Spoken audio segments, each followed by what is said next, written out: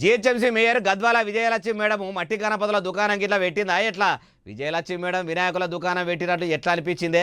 ఇంతకు ఆ అనుమానం నీకెందుకు వచ్చిందే బాలన్న అంటారా? చెప్పుడెందుకు, డైరెక్ట్ మీరే చూడండి.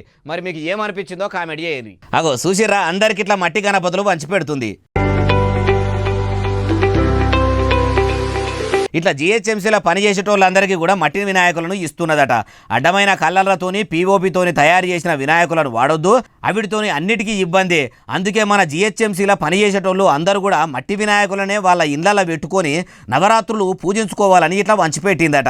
అమ్మ మేయర్ గారు అసలైన మట్టి వినాయకులనే పూజించుకోవాలని చెప్తున్నారు కదా, మరి అసొంటప్పుడు పీఓపీతోని తయారు చేసే గణపతులు తయారు చేయకుండా ఆపేయాలి కదా, సర్కారు మీదే ఉన్నది కదా.